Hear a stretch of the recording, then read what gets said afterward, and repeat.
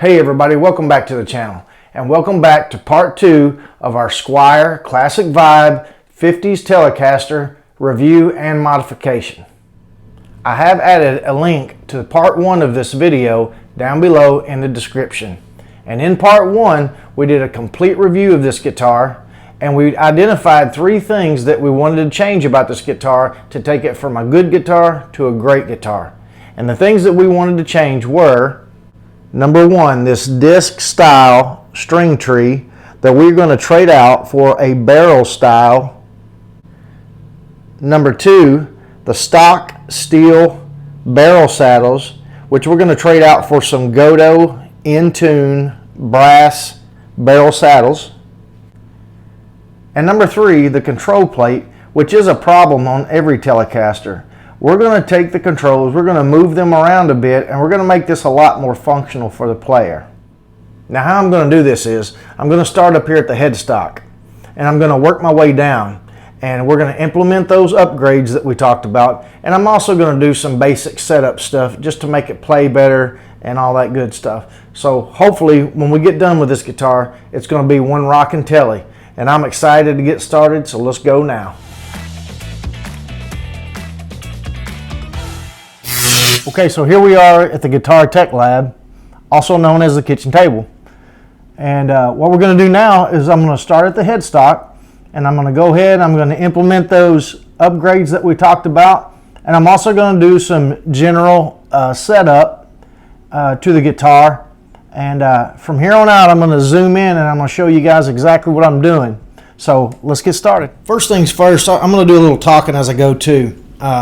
One of the surprises that I had when I got this guitar and I played it a whole lot before I did the review on it and all that. And one of the things I was really surprised about was these tuning keys. I just don't feel the need to change these tuning keys because they keep tuned fine. There's no slop in them. They feel really good. Maybe I just got a good set. I don't know, but I didn't feel any need to change these tuning keys, and that actually surprised me because I really thought I was going to have to. Moving over to our first modification. Here is our disc style string tree, and I've had problems with these before, and I really don't like these. So we're going to go ahead and we're going to get rid of that, and we're going to replace it with a barrel style. Now here's what we're going to use. We're going to use this True Custom, these barrel style string trees, and there's 2 of them that comes in there, but we'll only be needing 1, so that's what we're going to use. And this is a very, very, very easy modification to do. Here's the 4-way screw, Phillips screw. You just unscrew your old string tree,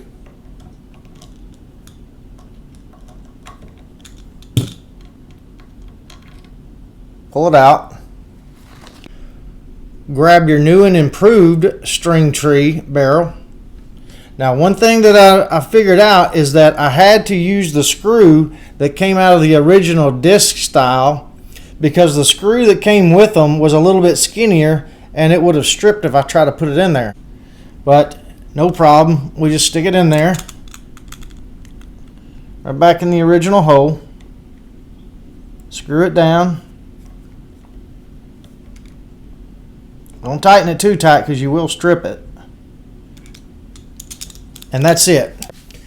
Now one thing you want to make sure of that this string tree, this barrel style, is in line with your nut, and it's in line with the first 2 here. Don't have it crooked one way or the other because it will bind your strings. Just make sure that, just eyeball it and make sure that it's a straight pull through, and you're done with that. Okay, so the next thing we're going to do is we are going to polish these frets. They're a little bit grainy, a little bit gritty, and I'm going to show you the technique that I use and the things that I use to polish my frets. There's a bunch of different ways of doing it, but this is just the way I do it. Now, in order to do it my way, you're going to need a cloth. You're going to need 2,000 grit sandpaper, and this here is actually 10,000 grit sandpaper. And you're going to need a couple of these fret guards, and this is what we call the miracle cloth. It's a polishing cloth. It actually has coconut oil in it. And it comes in a package with what you see over here. That's what it's going to look like in a package. But I've used mine a few times, as you can see. So that's what you're going to need. So we're going to take our large fret guard and we're going to set it across our frets. Normally you'd start here, or you can start up there, either way. I'm just going to show you one. I'm going to show you the process on just one fret, and then it's the same all the way down. So I just take my large fret guard up here, and I take my 2000 grit sandpaper. And what I like to do is, I see some people doing this right here, going across. I like to go all the way across and all the way back. That way I get it evenly. That's just the way I like to do it. So I'll put it on there, and I'll go back and forth several times. I don't really count. I just kind of have the feel for it, for how gritty it feels. And once it kind of feels a little bit smooth, I'll stop. And then I'll take my 10,000 grit sandpaper, and then I'll do the same thing. I go all the way across and all the way back, just like this. And there's already a really good shine coming on that, as you can see. Okay, and then once I do that, I just take my magic cloth. Now this has coconut in it, so it's actually, it feels kind of wet or kind of oily, I guess you could say. And then I'm going to take my magic cloth, and then I'm just going to go across that. Actually, let me put my fret guard on there. And then I'm just going to go across there, and I'm going to polish that up. And it will get a little oil. It's like I said, it has coconut oil in it, so it will get a little oily. And once I'm done with that, I just take my rag and I just wipe that coconut oil off there, and you have a smooth, shiny fret. So that's the technique I use whenever it comes to polishing frets. And you just finish all the way on up the neck. Now once you get up here to the high end, you'll have to use the smaller fret guard, because the large fret guard will no longer fit inside of there. So that's why I have two of these. So, and that's how I polish my frets. Okay, that's it for that. Okay, everybody, so next we're getting into what I call the fun stuff. We're going to go ahead and we are going to replace these stock steel barrel saddles, and we're going to swap them out for our Godo in-tune brass compensated barrel saddles. And when I got them in, they say all parts on them. So what I'm assuming is their all parts makes the barrel saddles for Goto, because if you look on the back, it says, it'll tell you Godo in-tune compensated saddle set. This is the set you want right here if you're looking for it. We're going to go ahead and we're going to get started. Now, the first thing that I did, and I'm hoping this is going to pay off in the end, is for intonation purposes, what I did was I went and I measured from the back of my bridge to the center of these barrels, of these saddles here, the barrel. And what I did was I got that off of each barrel saddle, and I marked that down from here to the center of this. And I'm hoping when I put these back on here and I put our new saddles, I'm going to center them on the same markings here. I'm hoping that that's going to save me a little time. May not, I don't know. But anyway, I wrote them down to how far they were from the back. So hopefully that'll save us some time whenever we go to do our intonation. Now I'm going to do one of these, and it'll be the same for the rest of them. So I'm going to show you how to take these off and put your new ones on. So all you really do is you take your Phillips screwdriver and you just back these all the way out.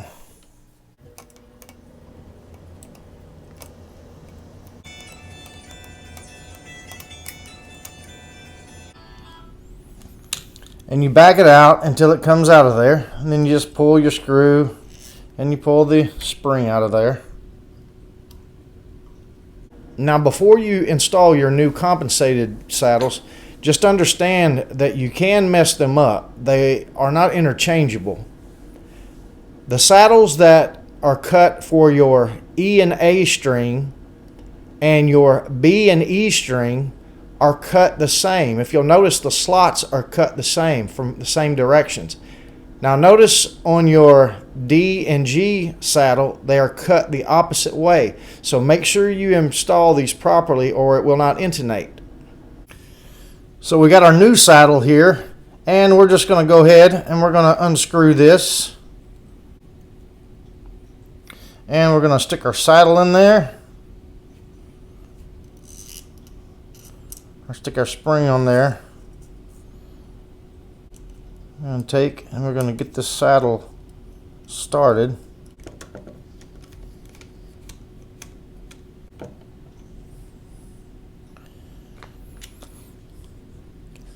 Okay, so I got the saddle in there, and man, that looks beautiful. I cannot wait to get the whole set on there. So what I'm going to do now is I'm going to take my measurement from my Bayside, which was 5/8 of an inch, and I'm going to set this thing up, and hopefully that's going to save me some time for intonation.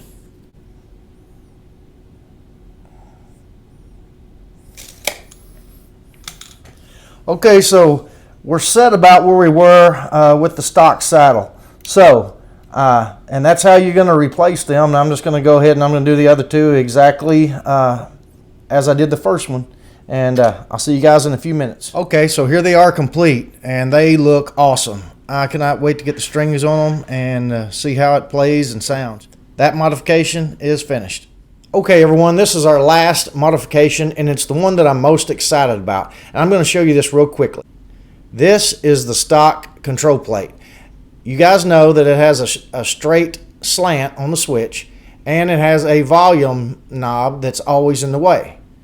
This is a plate made by True Custom Shop, and it slants the switch slightly, and then it also moves the tone knob back 1 millimeter. But to me, that wasn't enough. So what I did was I bought the one that's installed. It was a blank when I got it. I took it to a machine shop. I had them cut the slant just like the True Custom Shop plate. But what I had them do was I had them move the tone knob hole back 3/8 of an inch. And I think this is going to make all the difference in the world, because when I push the selector switch all the way back, there's a good 3/4 of an inch right here. Whereas the stock one, you've probably got, if you're lucky, a 1/4 inch. So that's the modification we made. And also, what my surprise is that you don't have to lengthen the wires that come from the switch to the tone or to the volume pot. Now they are a little bit snug, it's right on the edge, but they actually still reach without any problem. So I'm kind of confused why they didn't move this back just a little bit more. But anyway, that's what we did, and that is our final modification. Now what I'm about to do is I'm about to string this up, I'm going to intonate it, and then I'm going to show you our finished product. We'll see you in a few minutes. Hey everybody, real quick, please hit that like button and go ahead and subscribe to the channel. It helps us out with YouTube, and it also helps us bring you this content. So here we are, guys. We have our Squier Classic Vibe 50s Telecaster completely upgraded and set up, and it is a beauty. I love it. I want to show it to you. There's the barrel string tree. We have our polished frets. We have our compensated brass saddles, and we also have that very functional control plate. So I won't say a lot right now. Let's go ahead and get into the sound test, and then we'll talk afterwards.